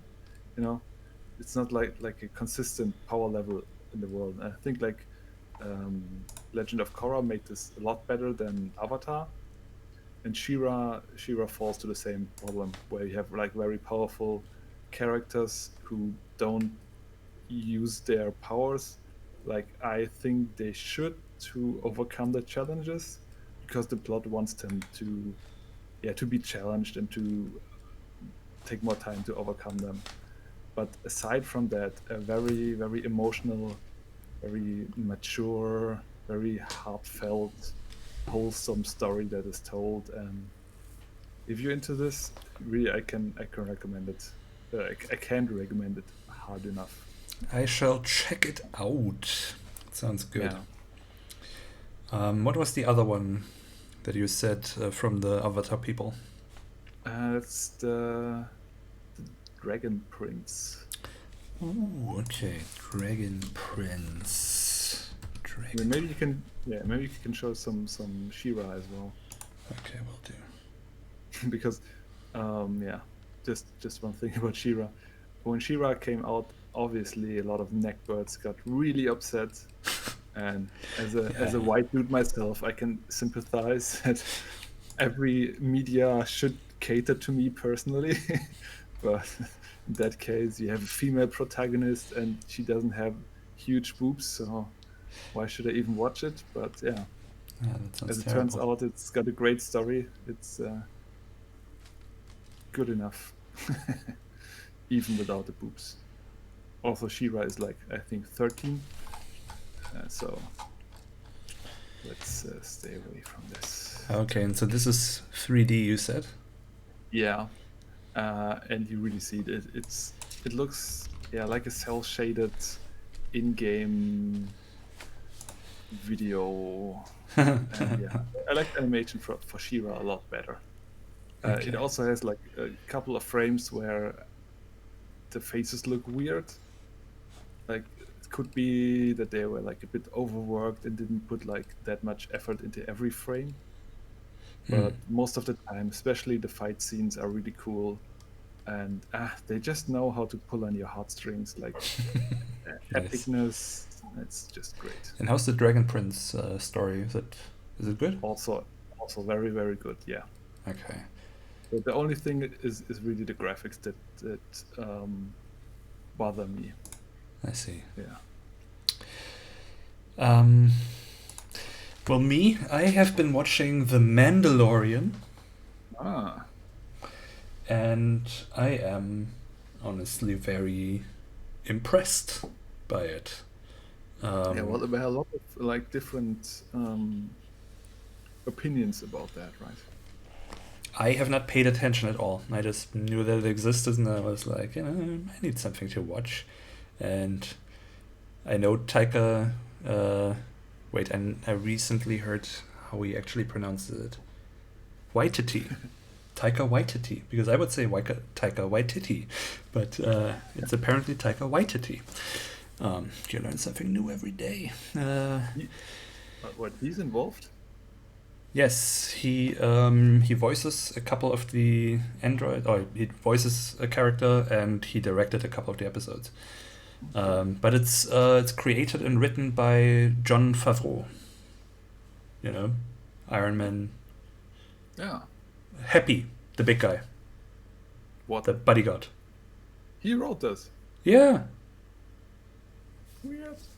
Yeah, he also did the first Iron Man. He wrote that as well, written and directed. Cool. I think he does a bunch of stuff. Like I always see him just as this bumbling fool, or like from Friends or The Breakup or something. But he did those bunch of movies with Vince Vaughn. What was it? Swingers, and I forgot the other one. But yes, he's been making stuff, and he's clearly very good at it. It is really an incredible series. It is basically a Star Wars Western. So it's kind of what was it called? Firefly, a bit. You know, just having the sci-fi Western thing. But it's about a Mandalorian. It's like Boba Fett, right? Like those bounty hunters, and yeah, it's just the vibe is awesome. I'm gonna send you the theme song, or look it up on Spotify. Just The Mandalorian. It's such a good track. It's like I've been listening to that on repeat. It's like a very classic Western thing, and it's very cool. Like the worst thing I can say about it is that I don't really like the adventure of the week type thing a lot, and one or two episodes feel a bit like filler. What do you mean adventure of the week? Is like this filler stuff that I complained about in She-Ra? So it's just like a pointless adventure they go on because they have to do something, and it's not really plot relevant. Okay, I wouldn't say it's pointless, but you can kind of feel, like series used to be. Like X-Files was always about a different monster. Like Star Trek was always about a different problem. It's like the problem of the week type thing. While I think like series have come to a point, like I don't know, Sopranos was not about a problem of the week. It was like an ongoing story, even though there was a problem that each episode focused on, right? But there, for example, there's something I was a bit reminded of Farscape also, that they come, I don't know, about a little town that's like, harassed by stormtroopers and stuff, and so they stay and help them, and it's for this episode, and like stuff like that. Obviously, it furthers the characters, it establishes friendships that are gonna be important later, so it's not completely useless, but it's also not as continuous, or at least it doesn't feel as continuous as some others. But that's really like that's important. I just noticed the mechanics a little bit, and then I'm like a little bit. But as I said, this is like complaining on like a high level. This is still an exceptionally good series. All this stuff really works. It's beautifully shot. Apparently, they used like a technique where they used the Unreal Engine, I think, to project the environments onto like a big screen, and so they would like actually film all the stuff in camera. It's not a green screen where they put the stuff in behind them. They they have this huge room. It's like a round screen. They project the stuff on it. The camera reacts to the Unity the Unreal thing, so that when they move the camera, like the actual screen like changes accordingly, and Yeah. it's really cool. Look up some of those making of things; they're I fascinating. have actually I've seen it. Yeah, It looks amazing. I'd love to have something like that in a room. that would be so cool. Yeah. By the Uh, way, Unreal. Have you seen the new rendering stuff? I The have watched oh, the new teaser, the thing with the canyon, right? yeah. Yeah, it looked okay. You know, with these videos, I'm always a little bit like, yeah, fine. I mean, this does not look that different to me, and also, obviously, the tech demos, games that are actually being made with it, never look like the tech demos. So Yeah. it's whatever. You know, it looks cool, but I'm not excited about that. But I am excited about the filmmaking tools. You know, obviously Yeah. the real-time rendering of like really like intricate stuff, and it's some fascinating things Yeah. that are making there. But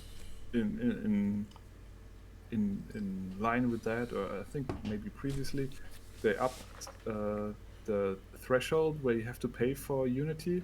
You can, I think, like $1 million or something like that, without having to pay license. Right. You need to have a revenue of 1 million instead of 30,000, right?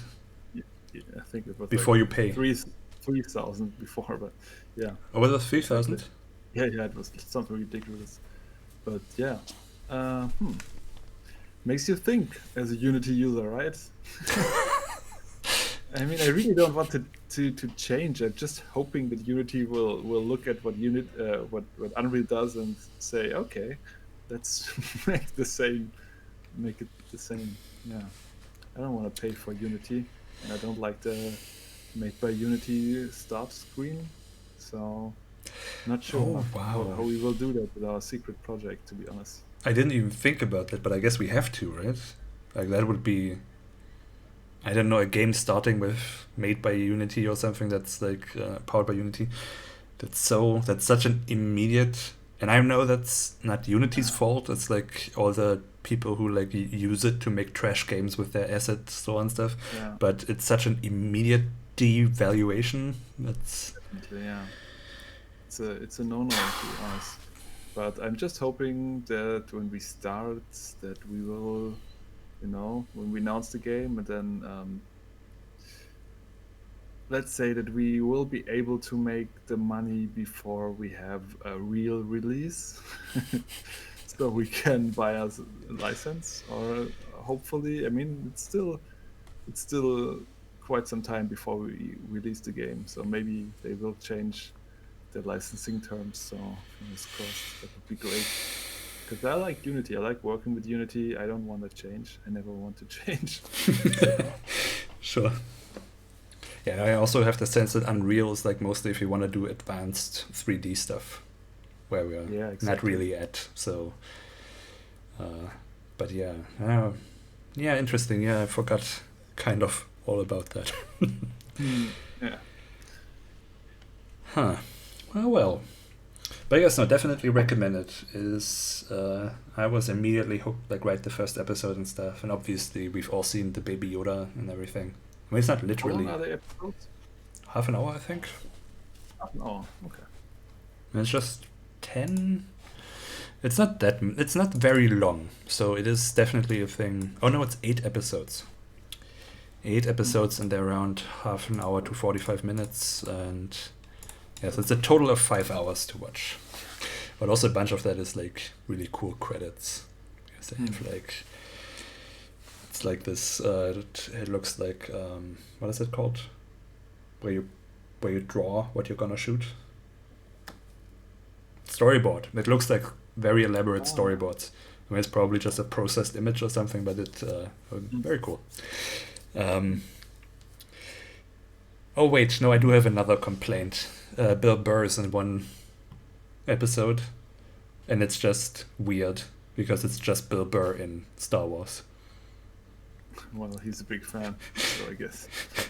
Yeah, I saw that he keeps shitting on Star Wars, and then Jon Favreau apparently came to him and was like, "That would be so funny if you were in this. Let's do this," you know.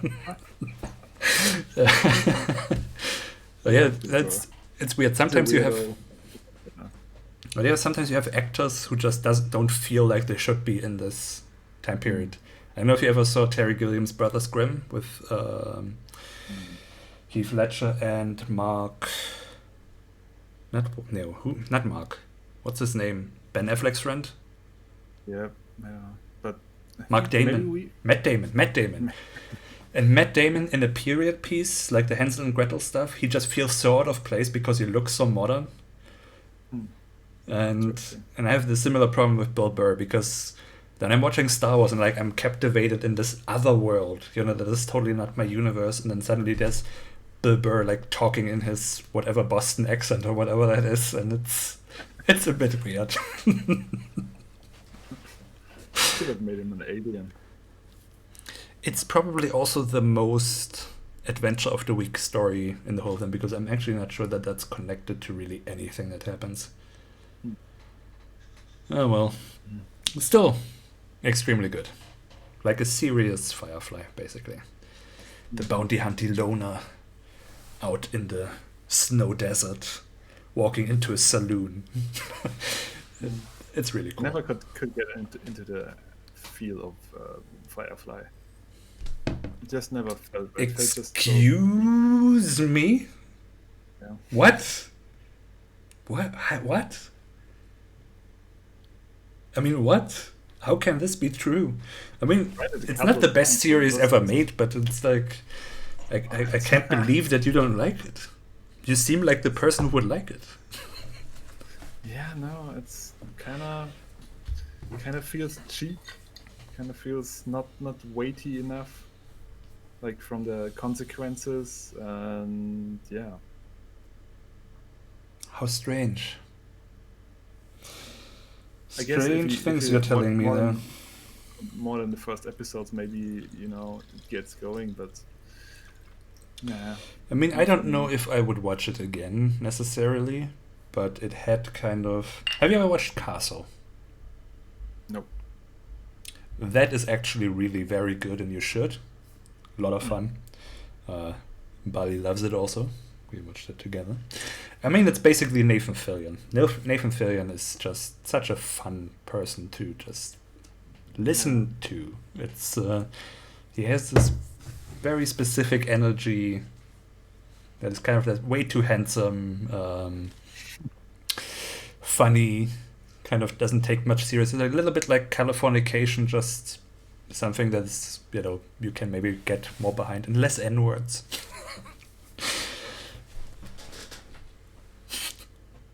I don't know, I just like Nathan Fillion. And I guess there are some like just subversions in the writing that I just really appreciated. That I always like hard to repeat. Both actually, but also Firefly.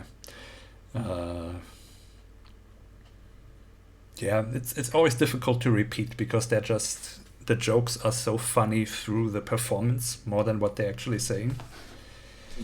I just remember the movie. There was the beginning where it was like, "Don't do this and that. We have to get something done." And one of the guys asks, "What happens if we don't?" It's like, "Oh, well, that would just doesn't happen." And then we explode. And it's kind of just the whole delivery of the thing where just kind of, okay, I didn't expect that word to be said there, but if you repeat the joke to someone, it's not as funny. Bored to Death also had that. Do you remember that? It's weird. I watched, I think, like the first episode 2 times, and then you basically had to force me to continue. But by the 3rd or 4th episode, I was completely hooked, and I loved it so much. And I think I might rewatch it again. I always try to show it to my girlfriend, but she never wants to watch it. I don't know if it's her type of humor, to be honest. Probably not, and it's also got not very exciting title, Bored to Death. It's like, do you want to watch Bored to Death? No. Why should I watch that? Man. Now, it also has a strange humor where if you try to tell someone the joke, it's not funny. It's just, if you watch it, it's hilarious. It's the situation, it's the performance, it's not a punchline in the traditional sense. It's just, I did really not expect you to say this right now, and it's built up through all the previous things. It's not like I did not expect the setup to pay off like this. It's more like in the flow of the episode, this is like subversive within itself kind of a thing. It's weird. It's a strange kind of humor. It cracks me up like crazy, but anytime I try to tell someone why I think it's so funny, it just falls flat as hell. But it's a fascinating series, and it's also one that just goes places that you don't see a lot. I like that. If a series can really surprise me with the direction it's taking, that's one of the things I love about Rick and Morty. I mean, the whole ending of the whole series is something where I'm just like, I can't believe someone let them. Remember that? Maybe it's a good time to rewatch it. Don't tell me. Okay, rewatch it. Can I hint at it? No, I will remember it.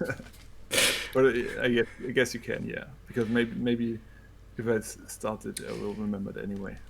Well, it's often that. Okay, all I'm gonna say is he goes looking for his father, and then everything that happens and the way the last thing ends, it's just so. Where I'm just like, I cannot believe someone paid for that, and someone aired that. It's just so. I am so impressed by this whole series. And still, if you watch it, it's not like, tell people and it's like, whoa, wow. It's still within itself, just how it builds there.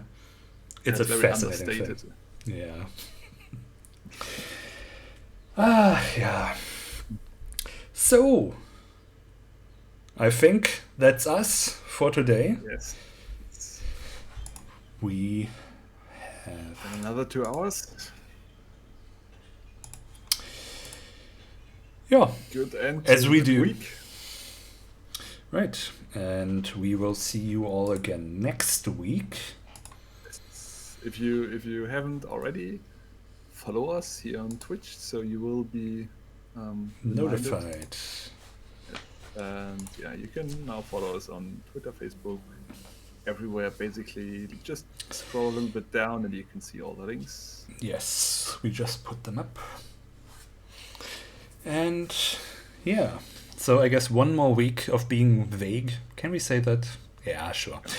One more week of being vague, and then we can finally talk about that super secret project. So yes. Stay tuned, everyone, and have a nice weekend. See ya. Bye.